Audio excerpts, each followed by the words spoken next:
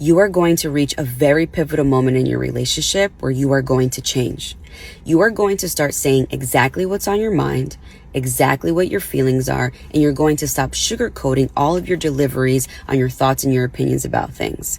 Now, what's also going to happen is that the other person in this relationship is going to start questioning your behavior, asking you things like, what has happened to you? Why are you like this now? Why have you now changed? And what I want you to understand is that the reason why this moment in this relationship is super pivotal is because the only thing that's happening is that you're discovering now that you no longer want to be muted. You see, the entire relationship, you have showed up as a version of yourself that soothes them, that nurses their insecurities, that nurses their feelings, that makes sure that they feel bigger, right? That they feel good about themselves. But the only thing that it's done is it's muted you and your identity and your entire process of growth. Okay? And what I want you to also understand is that you're not a bad person for speaking up. You're not doing anything wrong. At the end of the day, all you're doing in this very pivotal moment of this relationship is you're finally choosing you and you're choosing to not be muted anymore. You understand? I mean, I think this is a good video. There are certain changes that I would make about what she said about how just say what's on your mind. Mm-hmm. Don't sugarcoat it. I agree. You don't want to sugarcoat something. You definitely don't want to be muted in a relationship. That's probably the worst feeling ever, when you feel like you can't share your inner world or your inner thoughts or your inner feelings with your partner. Mm-hmm. But I think you have to be careful with the delivery, because if your goal is to make this relationship work, you don't want to go from being muted to being distorted. Mm-hmm. And what I mean by that is when you are just saying whatever is on your mind without thinking about how you're going to deliver your feelings in your thought, your partner is going to hear you, but they're not going to hear you in the way in which you think. Like, you think that you're talking clearly, but what your partner really hears is this. Mm-hmm. You know what I mean? Mm-hmm. Like, when you're discussing, the whole point of speaking up is to be heard. Mm-hmm. And when you're delivering in a way where there's contempt and there's criticism, you're not heard by your partner. Mm. So they can't make the necessary changes that makes you feel valued in your relationship. So it's important. We talked about this in previous episodes about how to communicate your feelings, how to communicate your thoughts in a way where the 4 horsemen are not in that delivery.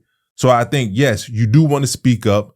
You don't want to be muted in your relationship, but you also don't want to go from being muted to being distorted because you don't know how to effectively communicate your thoughts and your feelings and your needs in your relationship. Yeah. I think this video goes really deep on certain points that wasn't touched, because one, just to begin with, we talked about going into your relationship and having certain standards and certain conversations, certain expectations, just being more intentional with getting to a point so that you don't get to that point where you feel that way.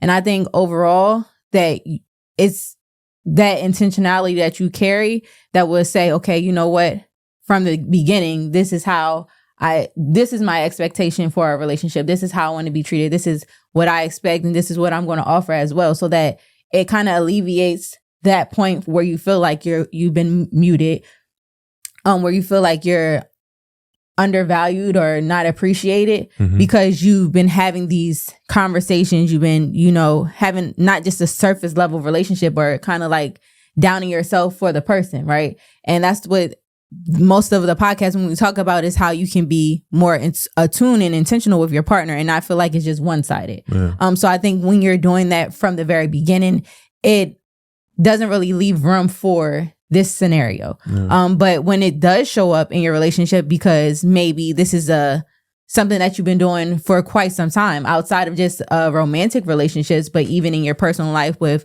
friendships or family members for years, maybe your childhood, where you've been this person who just kind of conforms for those around you. And so this is just the way that you've been living in life. So you had that moment where it's like, you know what, I want to come out of this. Yeah. And like you said, it can be hard and challenging for you to deliver that to a person that you're in a relationship, because now if they have been so used to that, then it's just like, okay, like you said, where's this coming from? And their response may not be what you're seeking. And they're shut down. Absolutely. Yeah, and so down. I think it's important too, one, if you are feeling that way, to to speak up about it. Because if y'all are in a healthy relationship, your partner wouldn't want you to feel that way, and they wouldn't want to be the one making you feel that way. Yeah. So it's definitely a conversation to be had. But the way that you go about it, like I said, it, like you said as well, is just how you communicate with your partner. Mm-hmm. And for example, in this particular situation, it's important for you to communicate with your partner in a certain way by one, using I statements instead of you statements. That way that your partner doesn't feel like you're attacking them and their character, and you're just stating how you truly feel. Right. So for example, if you're saying to your partner, I feel like when I communicate something, it's not registering and it makes me feel upset because I want to communicate my emotions so that you can hear it and we can better communicate together. So you kind of take it away from placing the blame on your partner. And in that moment, it allows them to be more receptive to say, okay, she's not attacking me. He's not attacking me. They're not trying to make me feel bad or make me the bad guy.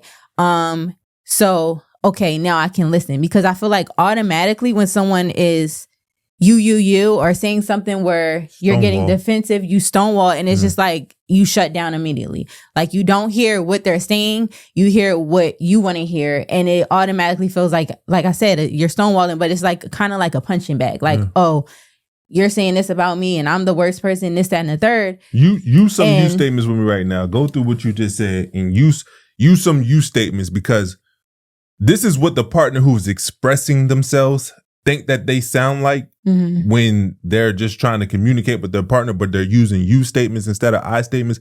I want you to act like you're fed up, right? Yeah. You no longer want to be muted. You feel like you're not heard in your relationship.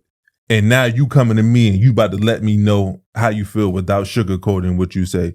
And this is, I want you to voice your frustration or your needs with me using you statements. I'm frustrated because you don't listen to me. You don't hear me out. I try to tell you something. It goes in one ear and out the other. I've done this over and over again. It seems like we're always getting to this point because nothing is changing. You're not changing.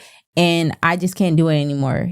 Now I'm going to play this back for y'all of what I would hear from Asha if she took this approach to me. I'm frustrated because you don't listen to me. You don't hear me out. I try to tell you something. It goes in one ear and out the other. I've done this over and over again. So with that example, I think it's, like I said, it's very important for you to use the I statements versus the you statements, because it can quickly escalate or de-escalate a situation and allow that person to be more open to hearing what you have to say and more receptive, and for you all to better communicate. And then after using that, like I said, once that person is open and hearing you, it's very important for you to be intentional of what you're seeking. Right. Because a lot of times we'll say, oh, well, I need, more attention, or I need to feel loved. But then we don't know what that looks like. Yeah, exactly. We don't know how to put a word to it. So being intentional by saying what it is that expectation of what you need to feel love. What does that look like? Because you can't allow for that person to determine what that is for you, because it may look like something else for them. So I think once you are able to make those statements with the I statements and communicate to that person, your person, thoroughly, okay, now it is, well, what do you need from me exactly, so that I can provide that for you and we can overcome this.